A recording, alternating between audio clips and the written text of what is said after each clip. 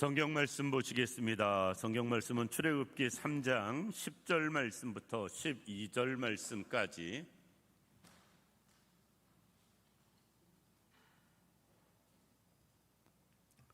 찾으셨으면 한 절씩 교독하여 봉독하시고 12절은 함께 봉독하시기로 하겠습니다.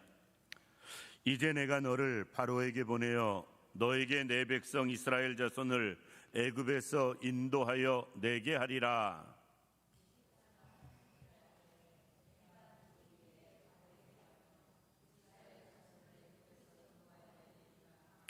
하나님이 이르시되 내가 반드시 너와 함께 있으리라.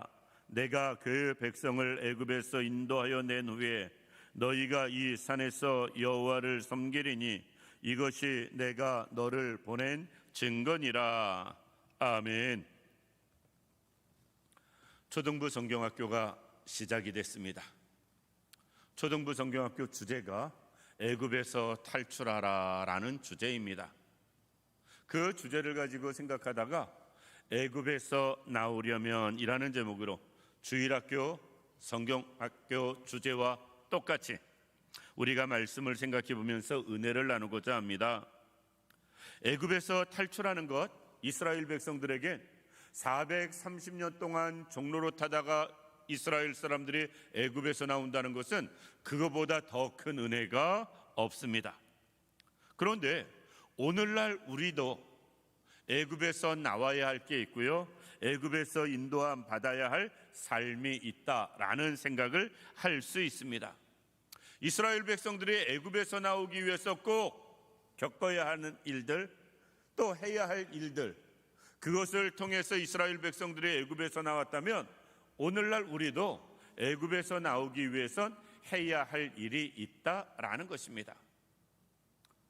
오늘날 우리가 애굽에서 나오기 위해서 어떻게 해야 할 것인가, 오늘 본문을 통해서 생각해 보면서 우리도 지금까지 영적으로 또는 여러 가지 환경적으로 애굽에 놓여 있는 일들이 있다면 그것이 해결되어지고 나올 수 있는 은혜가 있기를 원합니다. 첫 번째, 우리는 애굽에서 나오려면 지금 나의 환경에 애굽이 있음을 인정해야 됩니다. 읽지는 않았습니다만 9절 말씀 보면 이렇게 말하거든요. 이제 가라, 이스라엘 자손의 부르짖음이 내게 달하고 애굽 사람이 그들을 괴롭히는 학대도 내가 보았나니. 애굽의 삶은 어떤 삶이냐? 부르짖을 수밖에 없는 삶이에요.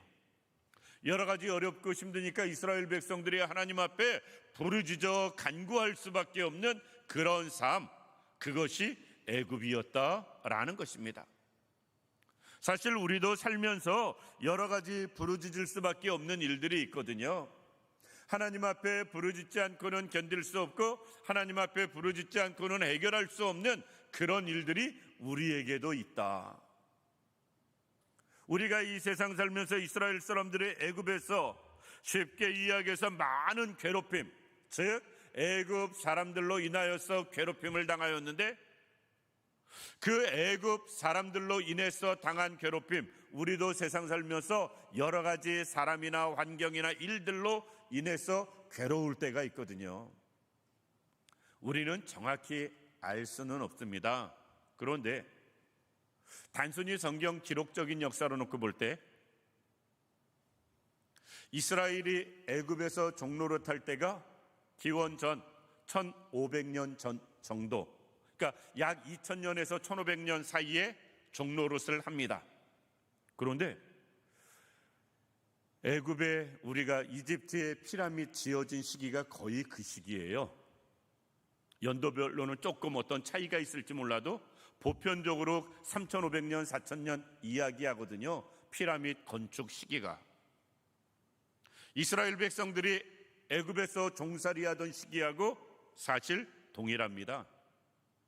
그렇게 놓고 볼 때 만약에 이스라엘 사람들이 애굽에서 있으면서 피라미드 건축하는 데 끌려가서 노역을 했다면 그들의 삶은 굉장히 어렵고 힘들었을 것입니다. 피라미드이 아니라도 성을 건축하는 데 그들이 동원된 것은 기록에 있거든요. 그러니까 그때 당시에 돌로 지어지는 건물을 짓는데 요즘처럼 장비도 없고 다 손으로 밀고 당기고 해가지고 그 큰 건물들을 질 때 이스라엘 백성들이 동원이 됐다면 그들이 애굽 사람한테 당한 학대나 고난은 우리가 생각하는 상상 이상이었을 것입니다. 그러니 부르짖을 수밖에 없지요. 우리도 세상 살면서 그렇게 어려움 당할 때 있고요, 고난 겪을 때 있습니다. 정말 남들이 이해하지 못할 만큼 나는 상상도 해본 적이 없는 그런 일들을 만날 때가 있고요, 그런 일들을 겪을 때가 있습니다. 애굽이 그렇습니다.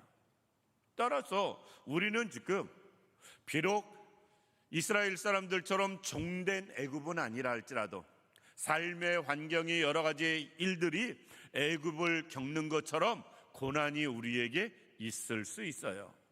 그러니까 오늘날 우리의 삶이 우리는 애굽인 것을 어떤 면에선 인정해야 됩니다. 그러면 이스라엘 백성들이 그 애굽에서 나오기 위해서 어떤 은혜를 경험하는가? 어떨 때 나올 수 있었는가? 그것은 하나님을 만날 때 가능했습니다.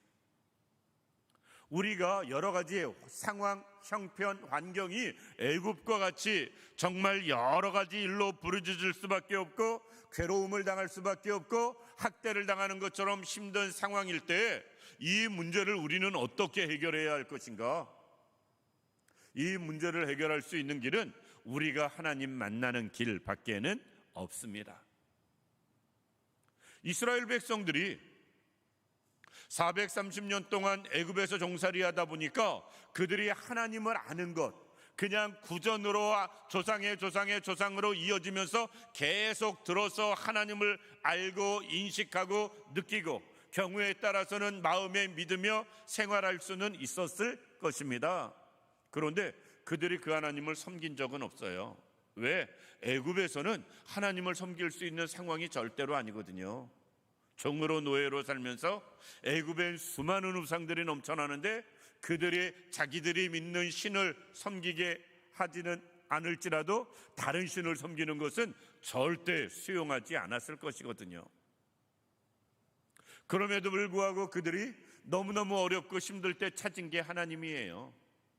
그 고난 가운데 부르짖어 하나님 앞에 간구하는 모습을 볼 수가 있다. 그래서 오늘 본문 9절에 하나님이 이렇게 이야기합니다. 이스라엘 자손의 부르짖음이 내게 달하였고, 하나님을 향해서 부르짖었다라는 것은 하나님을 그들이 알았다, 믿었다라고 볼 수 있고요, 그 하나님을 붙잡았음을 볼 수가 있다라는 것입니다.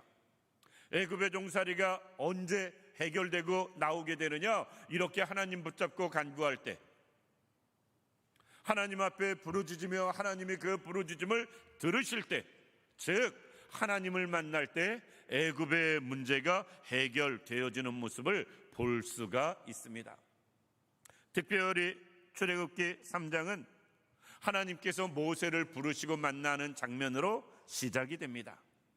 1절 말씀부터 오늘 본문의 내용도 호렙산에서 하나님께서 모세를 부르시고 그를 만나주시고 그와 대화하는 내용이 오늘 본문이거든요. 모세 개인적으로도 하나님을 만날 때 애굽의 생활이 끝나게 되어지고요, 이스라엘 전체로도 부르짖어 하나님을 경험할 때 그들이 애굽에서 나올 수 있는 일이 생겨났다라는 것입니다. 우리는 이야기합니다. 이스라엘 사람들이 모세가 인도에서 애굽에서 나왔다고. 그런데 모세가 인도에서 나온 게 아니고요, 하나님이 능력으로 인도하셔서 그들이 애굽에서 나올 수 있었습니다. 모세도 자기 힘으로 자기가 애굽에서 나올 수 있는 게 아니에요. 하나님의 능하신 손이 그와 함께 하시고 역사하심으로 그가 나올 수 있게 된 것을 볼 수가 있습니다. 이스라엘 백성들이 부르짖어 기도할 때 하나님은 모세를 준비하셨고요, 일명 10가지 재앙이라고 그러는데 하나님께서는 10번의 능력을 행하신 것으로 우리는 볼 수 있습니다. 간혹 이 재앙, 메뚜기 재앙, 파리 재앙, 이런 재앙들 우리가 상상이 안 가잖아요. 그런데 작년에 인천 계양산의 러브버그 출몰했을 때 우리가 상상하지 못할 만큼 쌓여 있는 것들, 뉴스를 통해 보신 분들 기억할 것 같습니다. 올해는 그렇게 많이 안 나타나서 정말 다행이다 싶습니다. 그것을 보면서 저는 그 생각을 했습니다. 저게 조금 더 크게 확산되면 애굽에 내린 재앙처럼 느껴질 수 있겠다. 개구리가 만약에 그 수만큼 있었다 그러면 발 디딜 데 없을 것 같아요. 어디든.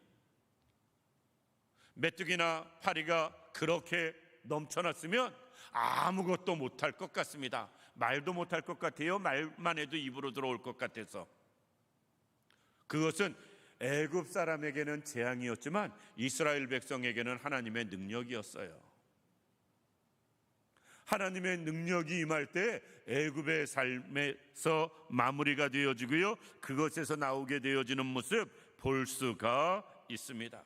우리는 우리의 삶에도 하나님의 능력이 필요합니다. 우리의 삶에도 하나님의 은혜가 임해야 이런 문제들을 해결해 나갈 수 있다.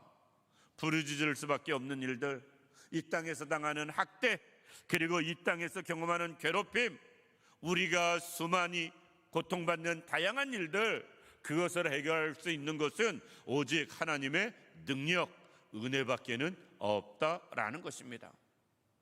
이 자리에 있는 우리 모든 성도님들, 우리가 애굽에서 나오는 것은 우리가 잘나서 나오는 게 아닙니다. 하나님의 은혜, 능력을 경험해야 나올 수 있습니다.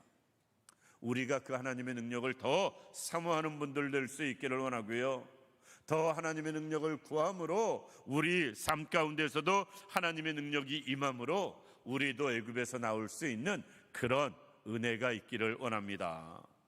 마지막으로 이스라엘 백성들의 애굽에서 나오기 위해선 어떻게 해야 되느냐? 하나님의 말씀에 순종해야 나올 수 있었습니다. 오늘 본문에 모세에게 하나님이 말씀합니다. 10절에 이제 내가 너를 바로에게 보내어 너에게 내 백성 이스라엘 자손을 애굽에서 인도하여 내게 하리라. 하나님이 말씀하세요. 애굽에서 인도하여 내겠다, 애굽에서 나오게 하시겠다, 이렇게 만들어 주시겠다 말씀하십니다. 모세가 대답합니다. 모세가 하나님께 내가 누구기에 바로에게 가며 내가 누구기에 이스라엘 자손을 애굽에서 인도하여 낼 수 있겠습니까? 하나님, 나는 할 수 없습니다. 말도 안 되는 소리 하지 마세요 라는 말이거든요. 그때 하나님은 또 이야기합니다. 내가 반드시 너와 함께 있으리라 라고 말씀하면서 이제 증표까지 이야기하면서 하나님께서 모세에게 말씀을 하세요. 만약에 모세가 이 말씀에 순종하지 않았다면 이스라엘 백성들이 어떻게 애굽에서 나오겠어요? 하나님이 말씀하실 때 결국 이런저런 과정을 걸치기는 하지만 순종함으로 애굽에서 나오게 되어지는 모습을 볼 수가 있다라는 것입니다. 하나님이 역사하시고 능력으로 행하셔서 처음부터 끝까지 다 해결해 주시는 것 아닙니다. 우리에게 말씀하시는 것은 우리가 순종할 때 그 일이 감당되어진다라는 것입니다.